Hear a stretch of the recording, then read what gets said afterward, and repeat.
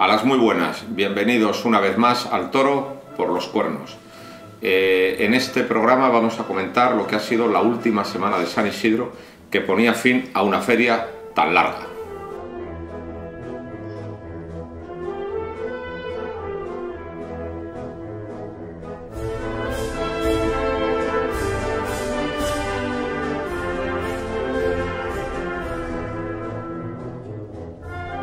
Muy buenas, bienvenidos al Toro por los Cuernos. Vamos a comentar lo que ha sido la última semana de la Feria de San Isidro, que ha sido una semana, esta última, donde había un gran interés torista, porque estaban los Adolfos, estaban los Victorinos y además estaba la corrida de beneficencia.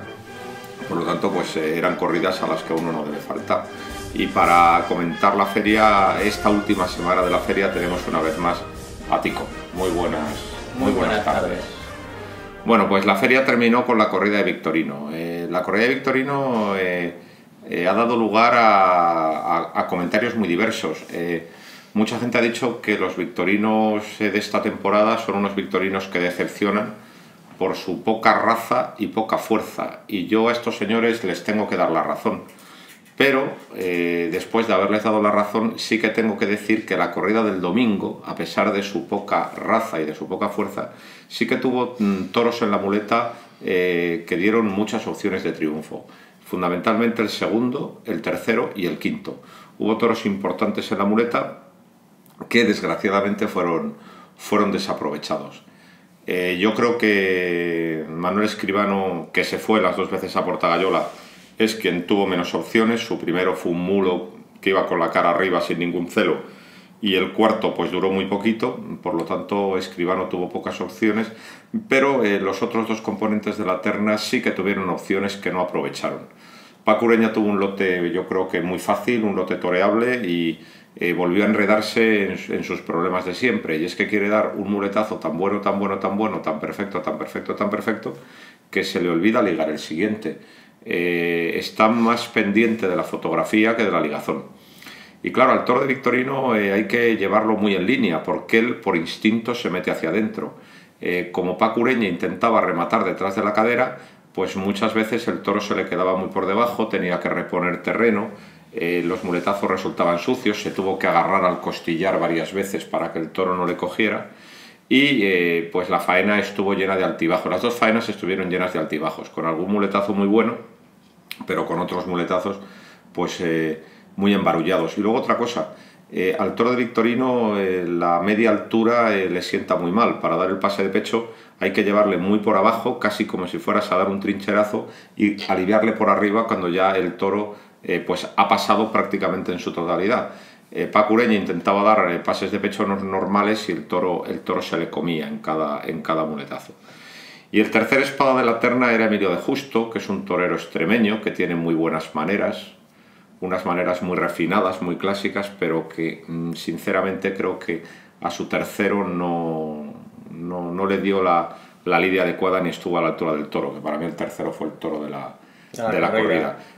Yo creo que Emilio de Justo no se decidía a llevarle largo y sobre todo a rematarle el muletazo por abajo, por debajo de la pala del pitón, le aliviaba por arriba, se iba un poquito antes, y esto hacía pues que muchas veces el toro repusiera y que aquello no tuviera el suficiente sosiego. Y luego en el sexto, que fue un toro mirón, un toro que no fue bueno, pero que se paró y que no repetía, en ese se rehizo más y yo creo que estuvo decoroso, sacando muletazos de uno en uno, pero la realidad es que se le había ido el tercero. Y todo el mundo habla de la decepción de los toros, y a mí la verdad es que me decepcionaron más los toreros. Pues un poco va por ahí mi opinión. Yo no veo quizá tan negro lo de Paco Ureña, porque a mí a mí me emocionó mucho, y la verdad que tengo muletazos grabados que ahí se van a quedar. Pero sí es verdad que muy intermitente, es que es lo que pasa con Paco Ureña, igual que el día 15, es todo tan intermitente que ninguna faena termina de coger ese vuelo de triunfo de verdad, porque todos los toros le reponen porque se le quedan siempre por abajo, y es precisamente por eso que hablamos del muletazo tan atrás, y más a este tipo de toro. Pero bueno, sí que tuvo sobre todo una serie muy maciza con la mano derecha, justo la primera, que es la que le repone y le quita la muleta, y luego con la mano izquierda pegó también muletazos muy buenos. De Emilio de Justo, pues de Emilio de Justo coincido también un poco. Creo que este tercero fue el toro de la corrida y que hizo justo lo que no hay que hacerle a este tipo de toro. Fue el clásico toro de Victorino, en el sentido de que a este sí que había que hacerle todo por abajo, mientras que a la media altura y aliviarle, claro, así se lo quería comer, así casi le pegaba bocados. Pero me hubiera gustado ver ese toro barriendo la muleta, sí, porque además con mucho temperamento, mucha casta. Y luego en el otro sí que es verdad que sacó algún muletazo estimable, pero creo que querer bajarle la mano a ese toro cuando sabes que se cae, para que vean que se cae, y no cruzar esa línea, no darle el paso con el tercero, que era el de bajarle la mano, es lo que me queda un poquito yo creo que descontento con la actuación del torero. En ese tercero se echó de menos llevarle por abajo hasta el final de la embestida, ¿no? Y luego otra cosa, se mató muy mal, Fue una corrida entera de bajonazos, Se mató muy mal, y creo que hay que resaltarlo y hay que criticarlo, porque la suerte suprema es la suerte más importante del toreo, y por lo tanto hay que darla su categoría y hay que censurar los bajonazos. Una cosa es que se te vaya la mano sin querer, y otra cosa es ir directamente a los bajos, como se hizo en la corrida del domingo, ¿no? Y luego el sábado no estuvimos en los toros, porque yo me fui a Bilbao a ver el festival del Club Taurino, pero hubo un hito. Diego Ventura cortó un rabo en Madrid, el primer rejoneador que lo corta, y todo el mundo coincide que estuvo soberbio, aunque en realidad es el segundo que corta, porque hace 3 años yo vi cómo el pañuelo del presidente asomaba por el palco por tercera vez, pero luego el presidente se arrepintió y lo quitó. A modo de, sí, si era a modo de error. Cuando el banderillero le señaló que si cortaba el rabo, el presidente dijo que no. Pero ese pañuelo había salido por tercera vez, por lo tanto, en realidad es el segundo que le conceden. El primero que pasea, pero el segundo que le conceden. Ajá. Y yo creo que es un hito en la historia del rejoneo, y un hito que pone en muy mal lugar a Pablo Hermoso de Mendoza. Pablo Hermoso de Mendoza quizás es el rejoneador más importante y más influyente de los últimos tiempos, pero no es menos cierto que está rehuyendo la competencia con Diego Ventura, que procura vetarle en todos los sitios que puede. Y yo creo que Diego Ventura con este aldabonazo, pues desde luego ha hecho méritos para ir a todas partes. Por supuesto, todas las plazas que controla Pablo Hermoso, incluida Pamplona, que este año pues no va a ir, ¿no? Yo creo que esto ya no puede ser, el veto de Pablo Hermoso no tiene ningún sentido, y está obligado a alternar con él, y no con los rejoneadores, vamos a decir, de segundo nivel, con los que suele alternar para ser él el protagonista del festejo. Y por cierto, Diego Ventura va a rejonear 6 toros en la Feria de Otoño, que va a ser un hito también, porque va a ser el primer rejoneador que lo va a hacer en Madrid, ¿no? Importante, y aunque no estuvimos en la corrida, tenemos que resaltarlo y tenemos que dar la noticia. Sí, porque además es otro que está años luz de los demás, y esa no competencia con Hermoso es... Igual que hemos hablado alguna vez que nos han quitado una época del toreo con Ponce y José Tomás, de verdad, creo que a los que de verdad les gusta el rejoneo le están quitando otra época exactamente igual con ellos dos. Y el maltrato que tiene, pues creo que esto debería subsanarlo, aunque no creo. Vamos a ver, no ha ido a Castellón, no ha ido a Valencia, no ha ido a Sevilla, y aquí ha llegado a Madrid, ha cortado un montón de orejas, ha salido las 2 veces por la puerta grande y además un rabo. No fue a Sevilla, pero el pulso en Sevilla, en Espartina, lo ganó él claramente. Claramente, así es como se habla, y desde luego ha cerrado la boca pues a todos los empresarios pues que le quieren marginar, ¿no? porque exige una categoría. Y con respecto a Bilbao, pues la primera buena noticia es que casi se llenó. Muy buena entrada. Muy buena, excelente entrada. Había huecos en la galería, pero la galería de Bilbao está muy alta y es muy difícil de llenar. Pero en lo que es el tendido y la grada estaba prácticamente lleno. Una gran noticia en unos tiempos convulsos, donde en Bilbao las aguas bajan muy revueltas. No se sabe muy bien qué va a pasar con la gestión de la Plaza de Toros a partir del año que viene. La presión de los antiespañoles de Bildu y de los comunistas de Podemos es muy fuerte sobre el ayuntamiento, pues para ver de qué manera pueden acabar con los toros. Y desde luego lo del sábado fue una llamada de atención. Bilbao es una ciudad con una enorme tradición taurina, y la gente lo demostró pues acudiendo a la plaza en masa. Y lo que hay que hacer en agosto para que la gente siga yendo es carteles interesantes y carteles apetecibles, porque el gran problema de las últimas ferias de Bilbao es que han hecho carteles de segunda fila que desde luego el público de Bilbao no admite, porque el público de Bilbao quiere carteles que bien estelares. podían ser de una semana mediocre de San Isidro. Totalmente, y eso es lo que verdaderamente ha hundido a la feria de Bilbao, no otra cosa.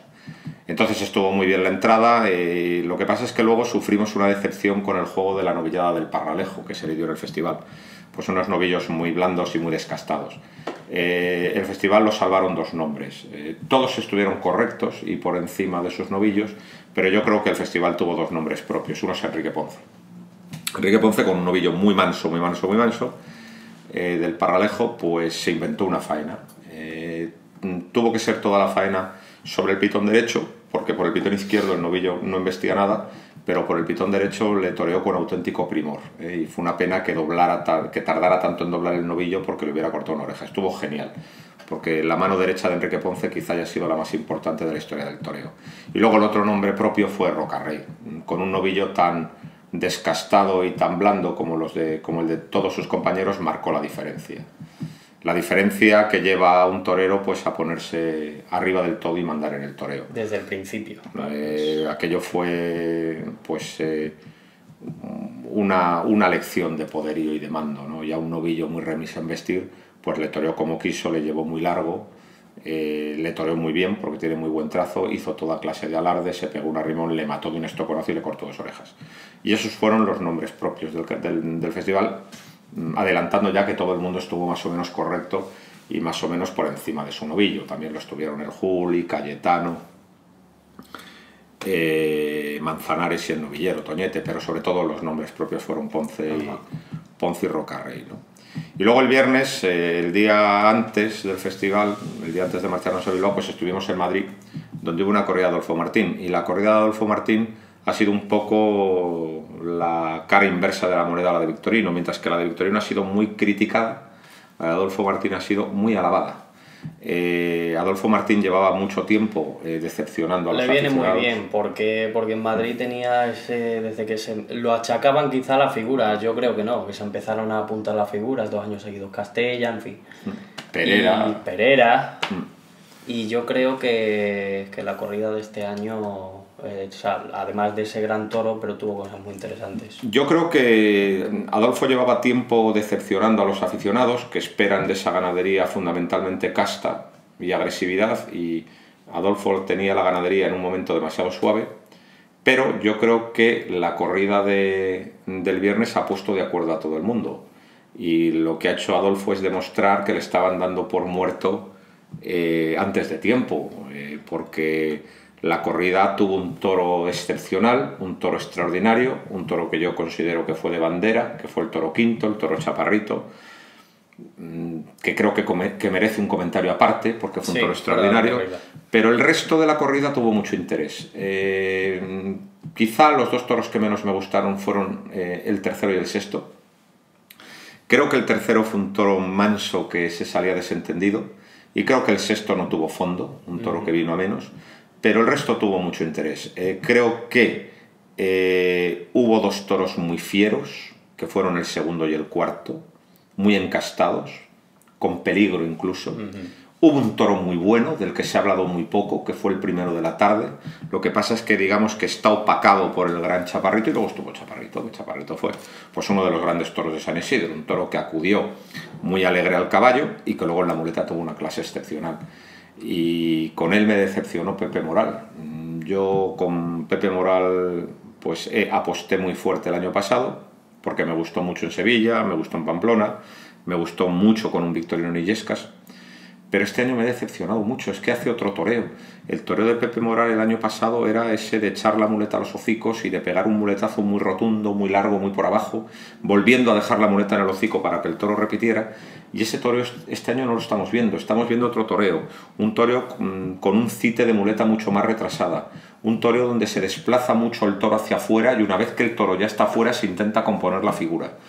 Y entonces la faena fue una faena compuesta, porque tiene buen gusto, pero yo creo que muy por debajo de la gran categoría del toro. Primero, ¿por qué se queda con el toro en las tablas? El toro era de medios, claramente. Eso para empezar. Y que le dejara galopar. Y luego siempre estuvo buscando la distancia corta para que el toro no galopara y para que no se viera la gran categoría del toro. Y luego, en un toro de muletazo muy largo, que se le podía dar un muletazo muy largo porque tenía un viaje muy largo, el muletazo era corto. El muletazo terminaba antes de tiempo y nunca rematado por abajo. Entonces, aquello estuvo compuesto, la emoción la puso el toro por todo lo que repitió, pero yo pienso que estuvo Pepe Moral muy por debajo del toro y cortó una oreja a un toro de 2. Hubo un pinchazo, una estocada trasera, cortó una oreja, pero aunque hubiera matado a la primera, yo creo que la faena ya estaba hecha y estuvo muy por debajo del toro. Yo creo que incluso sin pinchazo no hubiera sido ni de una, porque el toro tenía tal calidad y a la vez tal pujanza, tal empuje, que aquello no iba a ninguna parte. Iba su toreo por un lado y el toro realmente por donde quería ir era por otro. Entonces yo le vi a él también en ese quiero y no puedo. No es que ahora no quiera, sino que yo creo que algo le ha pasado.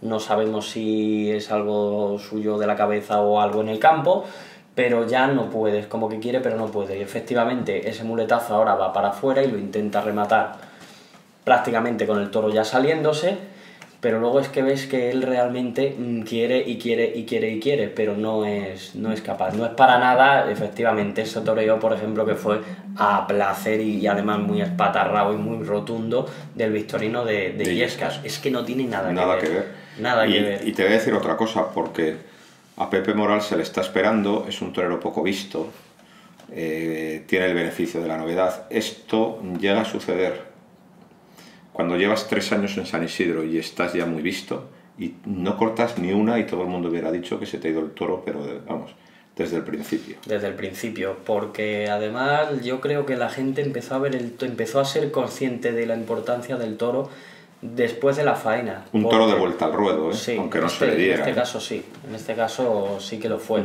Pero sí es verdad, la gente sí estaba... por ejemplo, yo no oí comentarios como muchas otras veces a favor del toro, que se le estaba yendo. Jaleaban, pero sin más. Sin que aquello fuera rotundo. No hubo un ole de verdad. En una feria de grandes toros, porque esta ha sido una feria de grandes toros desperdiciados. Que han salido casi a diario. Casi a diario han salido toros. Creo que Chaparrito tiene que estar en la nómina de grandes toros desperdiciados. Era un cinqueño. Es importante que se creo que como muchos de los buenos de este año. Digamos que el cinqueño aguanta mucho mejor el cuajo y los kilos que los cuatreños y tiene una embestida, vamos a decir, más seria. Y desde luego yo creo que este Chaparrito pues está a la altura del toro de Alcurrucén, del toro licenciado, del toro de Juan Pedro Gómez Jabonero, del toro de Núñez de Cubillo Jabonero, del toro del puerto de San Lorenzo, de los grandes toros de la feria. Y además me encantaba la hechura, ese saltillo veleto, casi cornipaso, suele fallar muy poco. A mí es que era muy fiel a las hechuras de saltillo. De este tipo de ganadería me gusta el que sale completamente asaltillado. De Goya, de Bagadana, si es cornipaso me gusta más todavía. Y fiel a las hechuras, que es lo que se demuestra que embisten. Hay mucha mayor probabilidad de que un toro embista si está en... Y luego hubo otro toro bueno, sin llegar a la excelencia de Chaparrito, pero creo que hubo otro toro bueno que fue el primero. El primero acabó un poco desentendido al final de la faena, saliéndose un poco suelto, pero eso fue al final. O sea, dio tiempo para que el toro hubiera sido cuajado, porque tuvo 4 o 5 series muy buenas.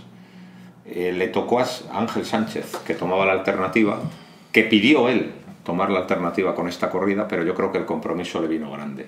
Estuvo tímido, no terminó nunca de romperse, siempre estuvo con una cierta precaución, una cierta prudencia, se le fue ese primero, que creo que fue un gran toro.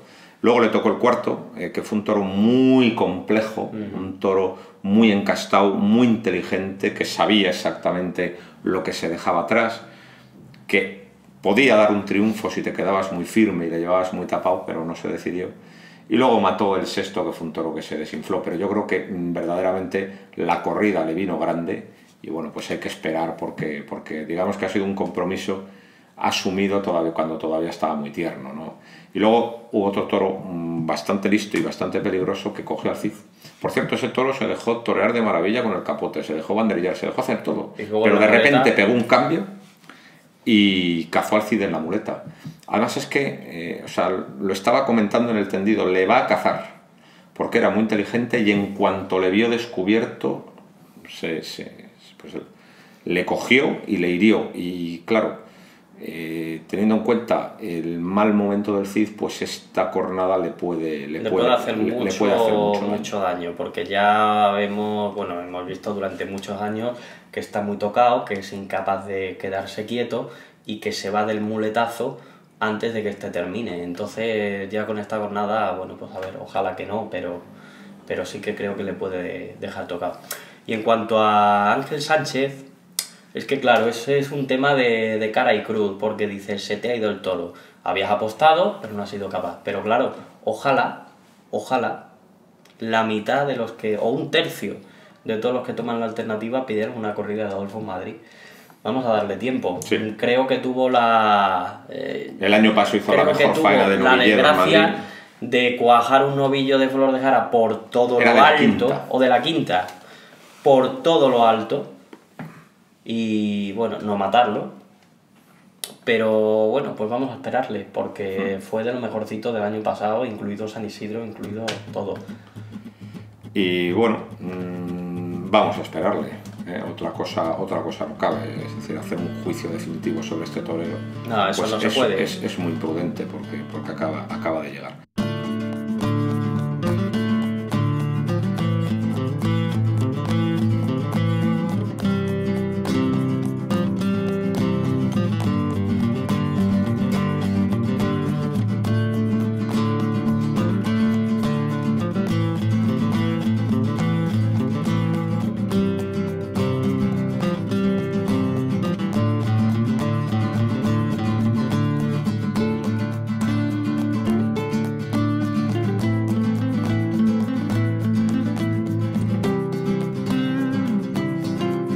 Me gustó el desafío.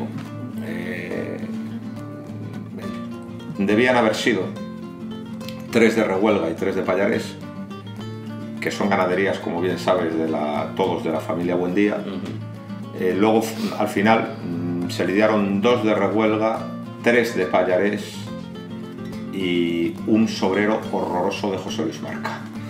Un sobrero finqueño, jabonero, que no pintaba nada en esa corrida. Eso hay que cuidar, los sobreros hay que cuidarlos, hay que poner sobreros acordes al resto del cartel y a la ganadería titular. Sí, porque con una de Juan Pedro no hay uno de Rehuelga esperando, claro. No pintaba nada, pero que luego fue muy malo, ¿eh? Fue un sobrero muy violento, muy manso, muy áspero, muy listo, y que pegó un volteretón a Javier Cortés que podía haber tenido pues unas consecuencias bastante tristes, ¿no? Afortunadamente no pasó nada, ¿no?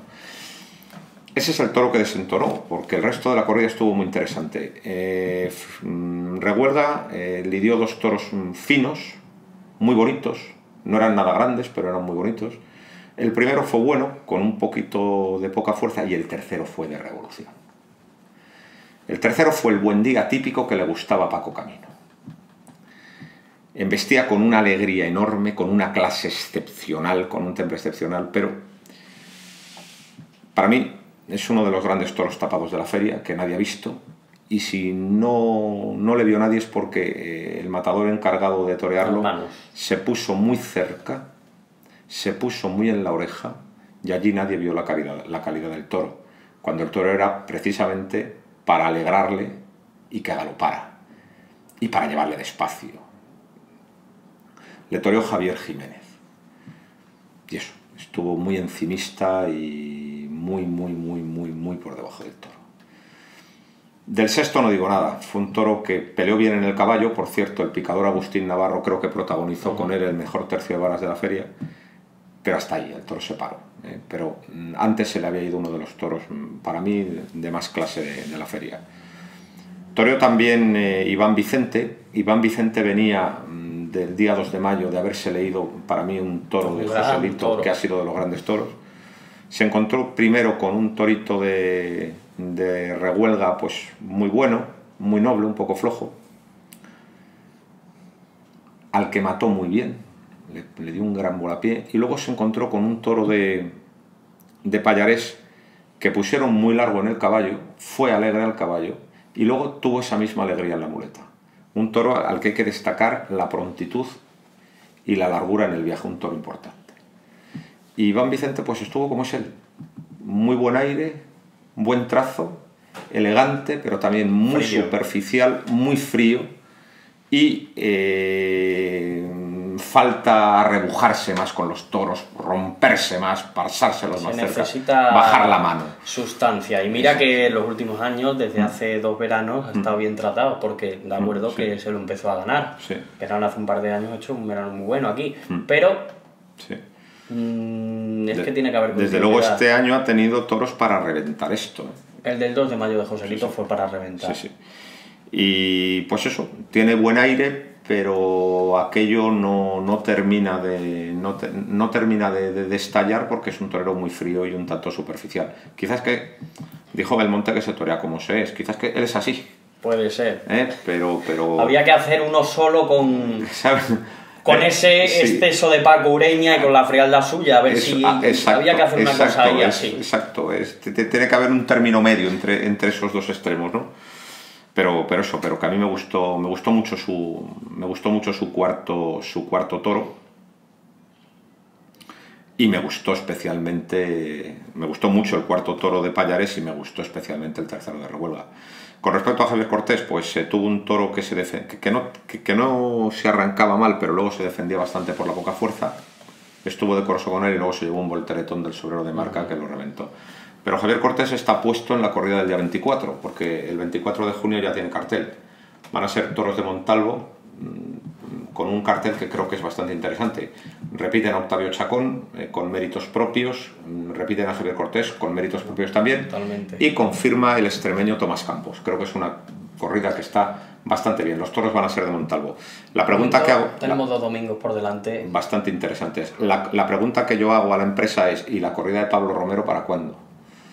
Por lo visto, con tanto viaje, la corrida ha perdido mucho y no se la puede lidiar ahora. Y la van a dejar para octubre. Pero claro, si la dejan para octubre, estoy sufriendo, porque sabiendo lo agresivo que es el toro de Pablo Romero en el campo, lo que se pelea, eso por un lado. Y sabiendo también lo goloso que es el toro de Pablo Romero para las comisiones de festejos de los pueblos de Valencia y Castellón, que pagan dinerales por echar toros así a la calle, pues estoy sufriendo, porque vamos a ver en octubre si puede lidiarse la de Pablo Romero, y en caso de que pueda lidiarse, cuántos toros llegan sanos, ¿no? Yo creo que la corrida se tenía que haber lidiado el día 1 de julio, en estas fechas, porque creo que es demasiado, es demasiado tiempo. Porque aún así salen ganando con la suspensión. ¿Por qué? Porque si no la dan ahora, por mucho que la den en octubre, va a ser en una fecha en la que darían toros igualmente, y en vez de haber otra va a ser esa, con lo cual salen ganando con la suspensión. Evidentemente la temporada de Madrid tiene una corrida menos. Una corrida de toros menos. O haberla lidiado el lunes. Es lo que se tendría que haber hecho. Es lo que se tiene que hacer. Es decir, la corrida se tenía que haber lidiado el lunes y desde luego pues o un domingo por la mañana incluso. Imagínate, porque hubo un domingo que hubo una de Miura y el domingo siguiente hubo uno de Victorino. Imagínate una de Pablo Romero por la mañana. Pues no hubiera estado mal. Hubiera sido una sobredosis para el torismo militante, hubiera estado muy bien. Entonces, sé que la empresa ha prometido que va a dar la corrida, pero yo, bueno, pues estoy un poco temeroso. Un verano de por medio. Claro, estoy un poco temeroso, y además es que Pablo Romero es muy especial, porque es una ganadería que llevamos en el corazón todos los aficionados, y además es que eran preciosos. Mira que ha habido toros bonitos. Sí, casi solo por verlos. Claro, mira que ha habido toros bonitos en la feria, pero como la de Pablo Romero, ninguna. Era una auténtica belleza, ¿no? Bueno, pero de todas maneras hay que decir que el cartel que han puesto para el día 24 está muy bien, y el del 17 también. Y el del 17 tenemos ganas. Y por último hay que hablar de la corrida de beneficencia. La corrida de beneficencia, que para mí tuvo otro grandioso toro, que fue el primero.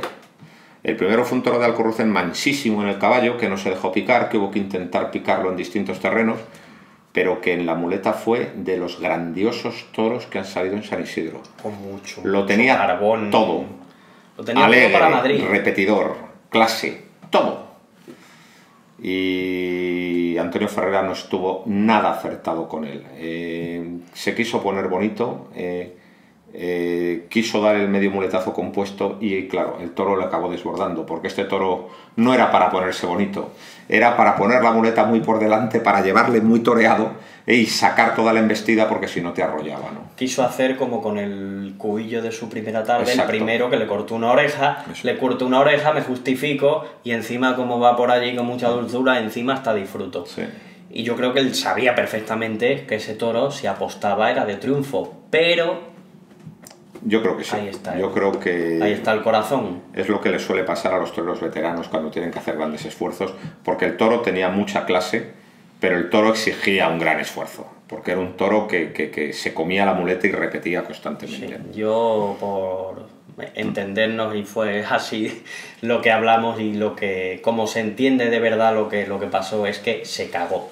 Bueno, yo no lo diría con unas maneras, yo no lo diría con unas palabras tan rotundas, pero sí que es cierto que, por supuesto, por méritos propios, Antonio Ferrera entra en carteles de mucha categoría, abriendo los carteles a las figuras del toreo. Digo que por méritos propios ha entrado en esos carteles. Sí, porque, sí. Porque, por ejemplo, yo quiero destacar 2 grandes lecciones de toreo que ha hecho con 2 victorinos en Sevilla. Está ahí porque se lo merece. Pero nos ha decepcionado a todos. Sí, claro, porque sí. no ha justificado su presencia en esos carteles con toros con los que se podía haber justificado. Por ejemplo, este primero. Pero es que luego salió el cuarto, que no fue un toro ni bueno ni malo, fue un toro. Y es que estuvo fatal, estuvo con un montón de desconfianzas. Otra vez, para poder hacer eso, para lo que hace ese medio muletazo, componiendo, acompañando, Es que, bonito. sí, es que no se puso nunca, Y tampoco. nunca en serio a torearlo. Estuvo por allí mucho rato, pero nunca se decidió de verdad pues, a intentar hacerle fan al toro. Por lo tanto, el paso de Ferrera por la Feria de San Isidro, a pesar de esa oreja del primer día, a mí me parece decepcionante. Sí, porque además incluso este año ha habido cosas. Creo que ha sido este año, lloviendo mucho, una faena en Valencia también. A mí ese día me gustó mucho. Yo creo que es lo mejor que ha hecho este año. A mí ese día me gustó mucho, el día de Valencia. Yo creo que el año pasado en San Fermín también. Yo creo que lo mejor que ha hecho este año fue el toro Valencia, de Valencia. Y el toro de Núñez del Cubillo en San Fermín fue una gran faena. Vamos a decir una cosa. Yo creo que Ferrera, por su veteranía, está buscando el toro pastueño. El toro que se deja hacer, el toro de acompañar. Y es con los toros que ahora disfrute, con los que se gusta. Con el toro que implica un esfuerzo, pues ese esfuerzo de momento pues le está costando hacerlo, ¿no? Creo que esa perfección entre el toro que empujaba, pero con mucha calidad, fue ese último victorino de Sevilla, el mecanizado que se llamaba. Y ahí fue cuando aunó todo, porque ese no fue acompañar, ese fue llevarlo, pero además lo toreó vestido de nazareno lloro con otro el año anterior también. En el 14 y en el 15. Sí. O sea, lo hemos visto. Lo hemos visto más reciente, tampoco le tenemos que... Por lo tanto, el señor Ferrera no está al nivel que nos tiene acostumbrados y que le encumbró por méritos propios a las corridas buenas. Claro. En ese sentido nos ha decepcionado. Lo que pasa que, bueno, pues comentamos simplemente lo de la corrida de beneficencia. Eso es. Y otro que no está nada bien es Perera. Vamos a decir por delante que su lote no fue una maravilla. Y el lote que le tocó de Victoriano del Río tampoco. Y el lote de Sevilla de García Jiménez tampoco. Es decir, que tampoco tiene nada de suerte. A Perera los toros este año no le han embestido. Y ha tenido mala suerte con los lotes. Pero a pesar de eso le veo muy... ¿Cómo definirlo? Le veo como muy atorado. Como muy cansado. Muy espeso, ¿no? Se pone muy encima muy pronto, muchos enganchones. Muchos enganchones que no es nada algún en él. Además, nada, porque es un torero limpio. Hombre, Perera es un torero muy poderoso y que tiene un buen concepto del torero. Quizá esto sea momentáneo, ¿no? Pero desde luego el inicio de temporada no ha sido nada alentador. Tampoco estaba hace 2 años en un momento espléndido y ya incluso la prensa le estaba dando, y cuando nadie creía que fuera a pasar nada salió aquel toro de Pamplona y le hubiera cortado 2 orejas de... Hombre, el año pasado a final de temporada en la Feria de Otoño, toreó 2 toros del Puerto bastante bien. Además de eso. Lo que pasa es que, por poner ejemplo, la de Pamplona fue una rotunda. Yo te voy a decir una cosa. El problema de Perera es que Perera necesita un toro de casta. Y de plaza de primera. Pereira necesita un toro muy serio y que se le venga muy pronto. Cuando no tiene ese toro que se le viene pronto, es otro Pereira.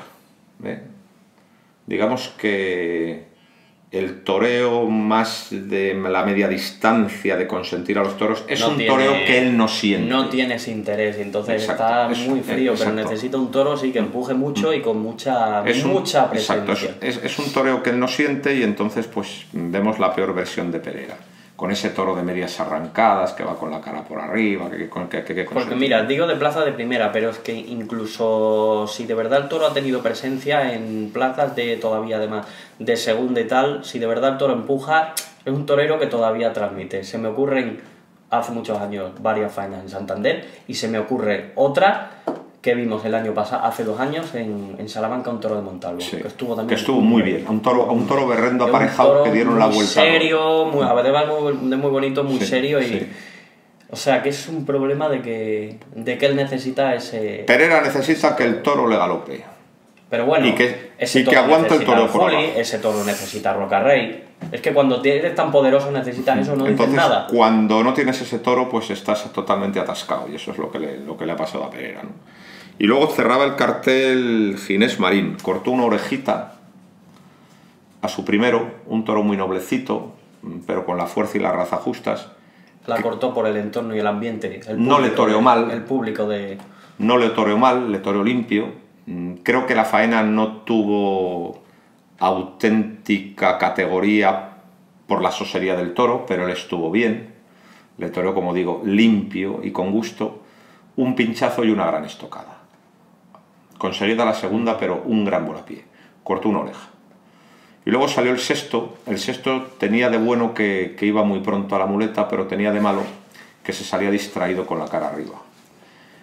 Y yo creo que en este toro Ginés Marín cometió un error, que es intentar quedarse en el sitio para ligar el siguiente, lo que hacía que estuviera muy descolocado y que pues el público se metiera con él y le afeara lo del pico y lo de estar descruzado. Aquí yo creo que en esta materia han sido maestros, por ejemplo, Damaso González o Ponce, que cuando están metidos en esa circunstancia del toro que se sale por fuera, inmediatamente le ganan un paso. ¿Para qué? Para no quedarse descolocado y estar siempre, digamos, atacando al toro para que el toro repita, ¿no? Se quedó muy en el hilo, la gente lo vio, la gente se lo afeó, y la gente también pensó que el toro era más bueno de lo que en realidad era, porque es muy deslucido en Madrid el toro que se sale con la cara por las nubes, ¿no? Pero le faltó eso, le faltó atacar y le faltó ganar un paso para no quedarse tan descolocado. Sí, porque fue muy deslucido el toro, sí, no tuvo ni el mínimo interés. Sí. ¿Verdad que...?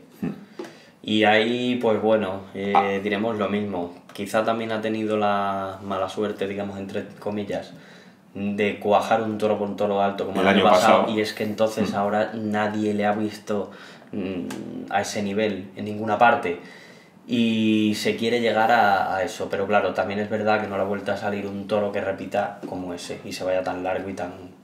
Hombre, yo creo que Ginés Marín es un torero muy joven, que tiene un gran concepto del toreo, que torea con mucha naturalidad, que tiene una gran mano izquierda y que cuando mata un toro bien, lo mata perfecto, con un volapié muy clásico y muy lento. Creo que es un torero al que hay que dar un margen muy amplio de confianza, porque cuando se cuaja un toro como el del año pasado... Eso queda para la historia. Ahí hay un gran torero. El problema es que, claro, que esos toros no salen todos los días y que a todos los toreros... Creo que el último que no solo ha habido solo ha habido tres toreros en estos últimos 30 años que no han necesitado un periodo de adaptación entre el toro y el novillo. Son Ponce, el Juli y Rocarrey.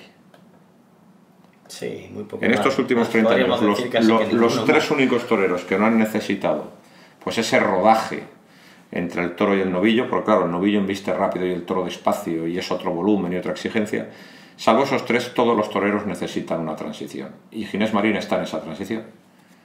Pero desde luego le hemos visto algunos momentos absolutamente grandes que anuncian un torero muy importante. Por lo tanto, yo le voy a seguir esperando, ¿no? Yo creo que puede ser la gran figura de los próximos años. Hombre, yo creo que la gran figura El que va a mandar, es Roca Rey. Pero el contrapunto de clase va a ser Ginés Marín. Efectivamente. El que va a saber torear por lo bien que torea y de verdad verse bajo un toro, creo que va a ser Ginés Marín. Por cierto, hablando Esperemos que sea así. Hablando de Roca Rey y de Ginés Marín, han salido los carteles de Pamplona.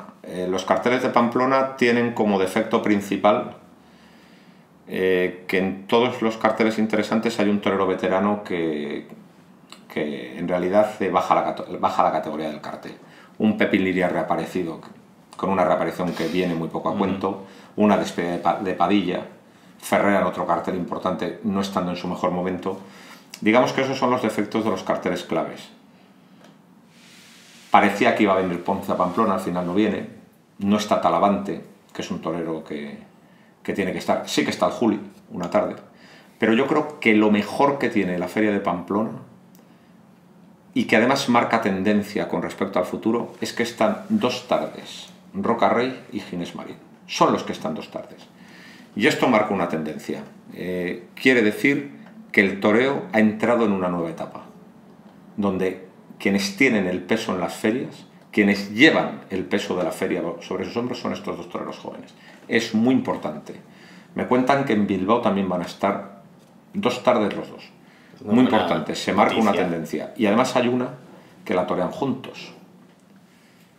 Pues es muy interesante. Yo creo que la Feria de Pamplona está pensada para que peguen un gran pelotazo. Y allí estaremos para verlo, porque desde luego es lo que tiene más interés en la Feria de Pamplona, como cambio de generación. Como cambio real, no Exacto. Los que nos han querido vender. Pero Exacto. Sí, creo que son los toreros más interesantes de esa generación nueva que viene, y a ver qué pasa. Y ya llegados a este punto, habría que hacer un resumen de San Isidro. Mi resumen es que la cabaña brava, digan lo que digan, está muy bien. Los ganaderos han llegado a criar un toro importante, que embiste con mucha calidad, a pesar de lo grande que se lidia en las plazas de primera. Hay un puñado de toros grandiosos que generalmente se han ido sin torear. Esta es la buena noticia. La mala noticia es un escalafón de matadores que deja mucho que desear.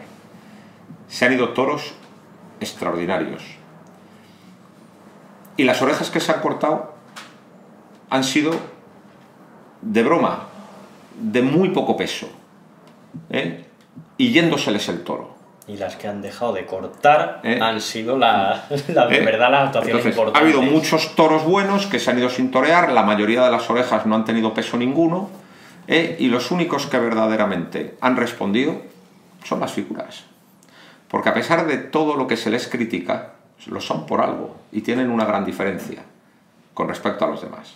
Creo que los momentos culminantes de la feria han corrido a cargo del Juli con el toro licenciado de Alcurucén, que fue un toro que desborda a cualquiera, de Talavante, sobre todo con su primer toro de Núñez del Cubillo. Yo creo que esos han sido los 2 momentos culminantes. Creo que han sido las cumbres, los hitos. Las 2 cumbres, y desde luego han demostrado por qué están ahí. Y como torero revelación, como torero novedad, como torero que hay que contar con él, Octavio Chacón. Octavio Chacón, con la corrida de Saltillo, toreando bien al bueno y quitándose del medio con mucho poderío y con mucha profesionalidad al malo, creo que ha demostrado que es un torero que tiene que tener su sitio en todas las ferias. Pues el Juli y Talavante han demostrado su categoría. Octavio Chacón creo que es el torero revelación de la feria. El resto, incluso cortando orejas, han estado en el tono de lo mediocre y de lo decepcionante. Y se pone otra vez de manifiesto que hay una primera fila de figuras del toreo que no son por méritos propios, pero el problema del toreo es una segunda fila que es muy... que no está al nivel que tenía. Deja mucho que desear. Es decir, en época de Ordóñez, Camino, El Viti, Puerta y el Cordobés, pues esa era la primera fila. Pero es que en la segunda fila estaban tipos como Antonio Bienvenida, como Andrés Vázquez, como Curro Romero, como Antoñete, como Fermín Murillo, como Joaquín Bernadó. Claro, es que... La segunda fila de aquella época era infinitamente mejorada. Es que así pues podías tener... Por eso decimos, las tardes que no están las figuras, de unos San Isidros para acá, claro que son carteles tan malos y de poco atractivos. Porque, claro, las figuras no pueden torear todos los días, pero la segunda fila es que es mala. Sí. Mientras que antes, pues casi todos los días tenían su interés, porque esa segunda fila pues tenía mucho más nivel y mucha más categoría. Es exactamente así. Yo creo que este es el diagnóstico de la feria. La feria, que parecía que no iba a acabar nunca, pues ha terminado. Y ahora pues se abren las ferias del verano, con la primera cita importante en Pamplona y la segunda en Bilbao. Pero antes de Pamplona y Bilbao, o sea, y antes de Pamplona sobre todo, pues iremos el sábado, por ejemplo, a Plasencia. Habrá que ir a ver a Morante, a Plasencia, claro. A ver a Morante y a Rocarrey. Y vendremos los domingos a los toros en Madrid. Y luego me supongo que nos vamos a dejar caer también por Segovia y por Zamora, ¿eh? Y bueno, pues se lo contaremos a ustedes en el Toro por los Cuernos. Muchas gracias por su atención. Esta semana no nos han dado los 3 avisos como en semanas anteriores. Creo que hemos estado más breves.